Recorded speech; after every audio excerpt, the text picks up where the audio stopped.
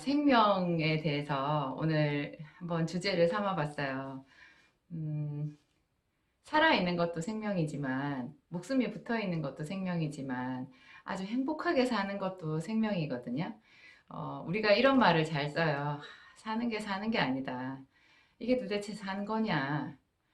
차라리 안 살았으면 좋겠다. 심지어는 이런 말을 쓰기도 하고요. 그러니까 사는 게 사는 게 아니다라는 말 정도는 자주 쓰죠.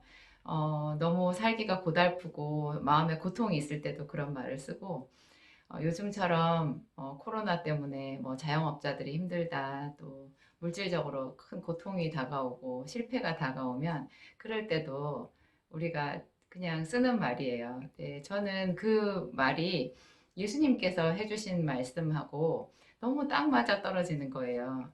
예수님께서 내가 온 것은 양으로 생명을 얻게 하고 더 풍성히 얻게 하려 함이라 그 말씀을 하셨거든요.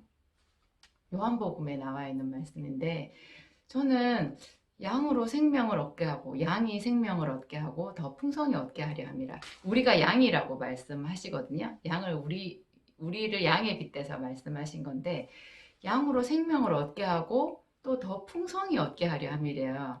그래서 저는 그때 약학대학에서 약학을 전공해서 그런가 과학을 하는 사람이잖아요. 생명이 하나인데 뭐 풍성한 생명은 뭐야? 그랬어요.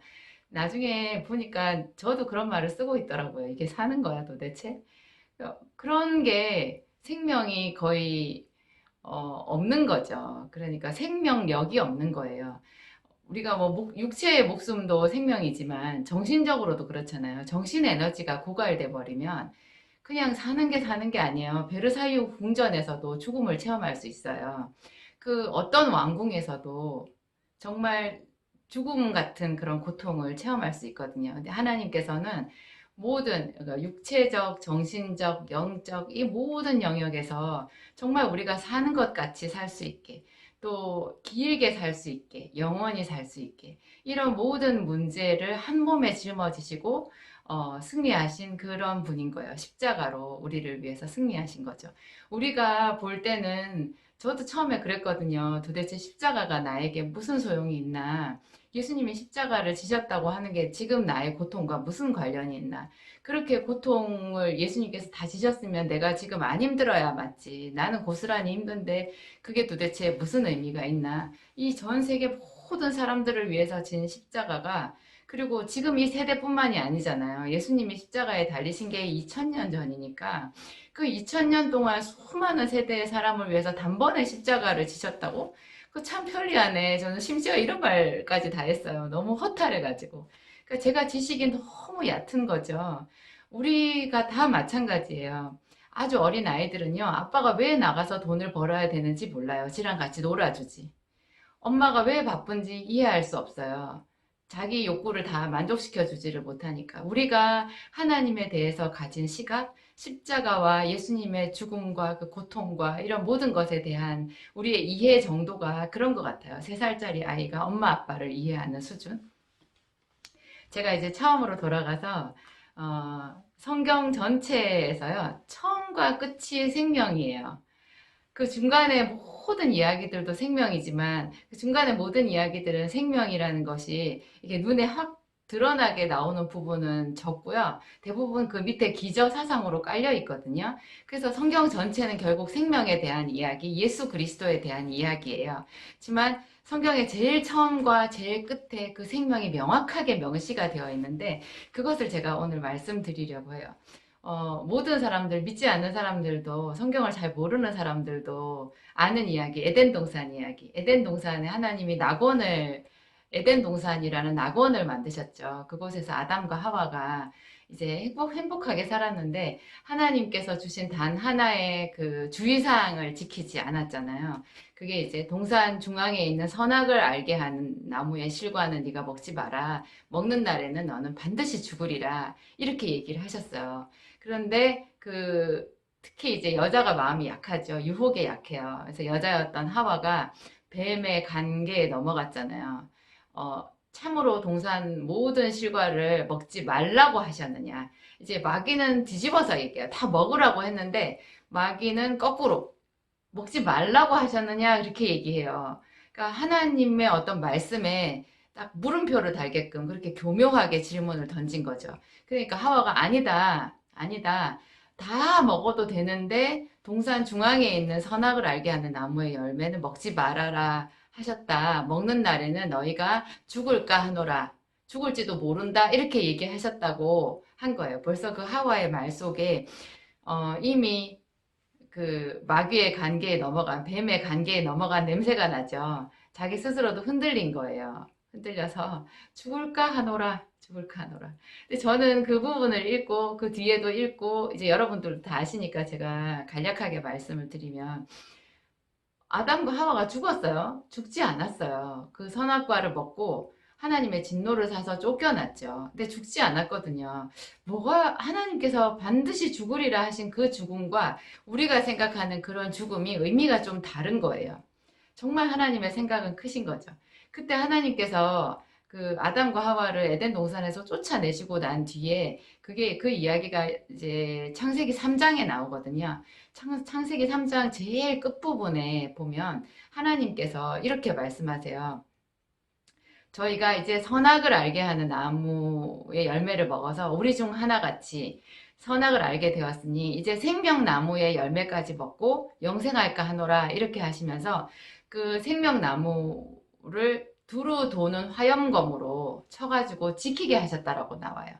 도저히 그 생명나무의 열매는 아무도 따먹을 수 없게 하나님께서 이렇게 지키게 하신 거예요. 참 이상하죠? 생명나무 열매를 없애버리시질 않으셨어요. 없애면 정말 원천 차단이잖아요. 근데 하나님은 무슨 깊은 뜻이 있으셔서 그 생명나무의 열매를 생명나무를 두시고 지키게 하신 거예요. 그것은 대단한 복선인 거죠. 여러분 그 현대 소설, 고대 소설 그 중요한 기점이 되는 그 인간의 인문학 특히 소설 영역에서요. 문학에서 소설 영역에서 그 소설의 어떤 기법의 발전을 얘기를 할 때 제가 그 국어 시간에 복선이라는 걸 배웠어요. 뜬금없이 그냥 우연의 남발이 이루어지게 되면 그 소설의 어떤 실감이 확 떨어지게 되죠. 그래서 그 치밀한 구성을 하는 그 소설가들은 복선이라는 거를 깔아요. 그래서 그 뒤에 어떤 일들이 일어날 때 그것이 단지 우연이 아니라 이렇게 연결되는 어떤 그런 암시를 줘가지고 훨씬 더 우리한테 실감나게 그 소설을 읽는 재미를 더해주는 거죠. 하나님은요, 우리보다 훨씬 크신 분이잖아요. 성경의 처음부터 끝까지는 정말 치밀하게 아주 대단하게 서로 맞닿아 있어요. 이어져 있어요. 점과 점이 다 이어져 있고. 그래서 이사야 선지자는 너희가 하나님의 책을 자세히 보라. 이것이 하나도 그 짝이 없는 것이 없다. 이것은 완벽한 책이다. 그런 말씀을 했거든요. 에덴 동산에서 하나님께서 생명나무의 실과 생명나무를 없애버리지 않으시고 그 나무를 두루 도는 화염검으로 둘러치신 그것은 성경 전체의 대단한 복선인 거예요. 그러니까 하나님은 우리가 인류가 죄를 지을 것을 알고 계셨고요. 그 죄로 인해서 우리가 사는 것 같이 살지도 못하고 비참하게 살다가 결국에는 죽게 된다는 것. 하나님께서 본래 우리를 창조하신 것과 상관없이 우리는 너무 비천한 인생이 될 수밖에 없다라는 것을 다 알고 계셨던 거예요. 근데 하나님은 인생을 창조를 하실 때부터 하나님의 형상대로 지었고 하나님의 영광에 참여하면서 영생을 누리는 존재가 되기를 원하셨던 것 같아요. 하나님께 있는 모든 좋은 것을 사람에게 주시기 원하셨던 거예요. 그래서 그 생명의 어떤 비밀을 감춰두신 거죠.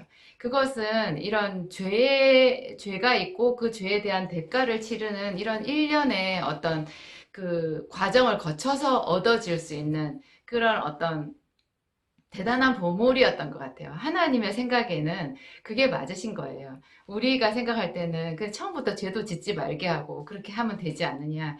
그것은 3살짜리 아이가 돈을 벌러 나가는 아버지를 이해하지 못하는 수준의 그런 생각인 것 같아요. 우리의 마음이. 하여튼 하나님은 그런 원대한 계획을 갖고 계셨어요. 생명에 대한 계획을.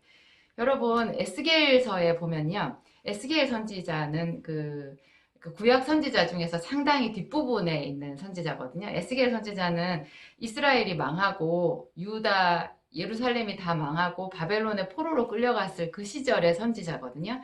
근데 이분에게 하나님께서 그 대단한 환상들을 많이 보여주셨는데 그 에스겔서 47장에 생명수의 강이라는 그 환상이 나와요. 성전 문지방에서 물이 똑똑똑 떨어지는데 그 물이 흘러가고 흘러갈수록 점점 사람이 건널 수 없는 강이 되는 거예요. 그래서 나중에 보니까 그 강 좌우에 나무들이 많이 있는데요.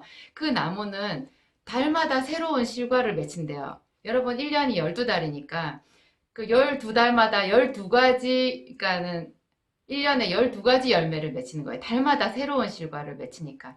우리가 이 세상에서 보는 나무는 과실 나무도 적을 뿐만 아니라 그 과실이 1년에 한 번밖에 열매를 못 맺거든요. 그런데 이 생명수의 강이 있는 그 좌우의 나무들은요, 달마다 새로운 실과를 맺히고 그 잎사귀들조차도 만국을 치료하는 치료제가 되고요. 또 그 강물이 생명수의 강인 줄은 어떻게 아느냐? 그 강물이 가는 곳마다 모든 것들이 살아난다고 그랬거든요. 그 에스겔서 47장에 그렇게 나와요. 거기서 딱 생명수의 강이라는 말까지는 나오지 않지만 이거 생명수의 강이구나 우리가 알 수 있어요. 그 강이 가는 곳마다 물이 살아난다라고 되어 있거든요. 바닷물도 살아난대요. 이게 성경의 마지막 책이 요한계시록이잖아요. 요한계시록의 그것도 마지막 장이 22장인데요. 거기에 사도 요한이 본 하나님 나라의 완성인 장면이 있어요. 그게 새하늘과 새 땅과 하나님의 보좌 앞에 생명수의 강이에요.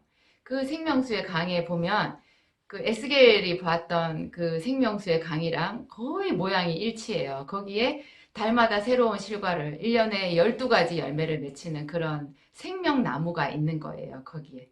여러분 어떻게 되겠어요? 맨 처음에 하나님께서 에덴 동산에서 그 아담과 하바가 범죄해가지고 감추어 두었던 생명나무를 그렇게 온 천하 모든 사람들이 다 볼 수 있게 그 강가에 그냥 가로수같이 심어 놓으신 거예요. 그 물도 마시고 그 열매도 먹고. 하나님은 정말 모든 사람들이 아름답게 행복하게 기쁘게 하나님의 영광에 참여하면서 살기를 원하신 거죠. 저는 제가 성경을 알기 전에 그 천국에 대해서 막연하게 제가 생각했을 때 사람이 영원히 죽지 않는 곳, 그곳이 그렇게 행복할까? 영원히 죽지 않는 그곳, 뭐 먹을 것이 많고 뭐 아름다운 광경이 많으려나? 그곳이 그렇게 행복할까? 저 혼자 그렇게 이상한 생각을 했었어요. 네, 성경을 제대로 알고 하나님의 영광의 그런 성령의 감동에 한 번이라도 우리가 노출되어 본다면 그렇게 제가 옛날에 가졌던 그런 생각들, 비슷한 생각들 하신 분, 천국이 뭐 별거냐 이렇게 생각하신 분들 스스로 굉장히 충격을 받고 놀라게 되죠. 여러분, 예수님께서 하신 말씀이 또 아주 중요해요. 예수님은 성경 전체의 주제이시고, 그 예수님이 성경 전체의 주인공이고, 그분이 성경의 처음과 끝과 모든 내용을 다 차지하는 분이거든요. 구약은 예수님이 직접 없지만 구약은 예수 그리스도의 그림자라고 했어요. 그래서 구약 성경을 읽을 때 그 속에서 예수 그리스도의 그림자를 발견하는 그런 경험을 할 때마다 우리는 큰 감동을 받고 하나님의 사랑에 감복하게 되거든요. 근데 특별히 성경에서 이제 신약 성경에서 4개의 복음서가 있잖아요. 그 복음서에서 이제 예수님께서 하신 말씀을 집중적으로 다루고 있는데 그때 예수님께서 하신 말씀 중에 생명에 관련된 말씀만 제가 몇 개를 읊어볼게요. 나는 부활이요 생명이니 나를 믿는 자는 죽어도 살겠고 무릇 살아서 나를 믿는 자는 영원히 죽지 아니하리라 이렇게 말씀하셨어요. 나는 부활이요 생명이니. 또 이런 말씀도 하셨죠. 내가 곧 길이요 진리요 생명이니 나로 말미암지 않고는 아버지께로 올 자가 없느니라. 내가 곧 길이요 진리요 생명이니 이렇게 말씀하셨어요. 또 이런 말씀도 있어요. 너희가 성경에서 영생을 얻을 줄 알고 성경을 상고하거니와 이 성경이 곧 나에 대한 책이니라. 예수 그리스도에 대한 책. 그때 예수님께서 말씀하신 성경은 구약 성경을 말해요. 구약 성경에서 영생을 얻을 줄 알고 유대인들이 구약 성경을 열심히 읽고 외우고 늘 그것을 묵상한다라는 거예요. 그렇지만 그 구약 성경이 곧 예수님 자신에 대한 책이다. 이렇게 얘기하시는 거예요. 예수님이 우리에게 생명을 주시기 위해서 오셨어요.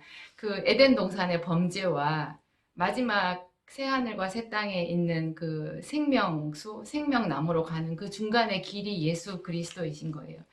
이제 이번 주가 부활주일이에요. 저는 연중에 가장 기쁘고 행복할 때가 이 부활주일이거든요. 지금은 또 그 부활주일을 바로 앞둔 고난주간입니다. 여러분들에게 저희 짧은 영상이 그 예수 그리스도께서 주시는 생명에 대해서 조금이라도 더 알게 되고 기쁨을 함께 누리는 그런 역할을 할 수 있으면 너무 기쁘겠습니다. 감사합니다.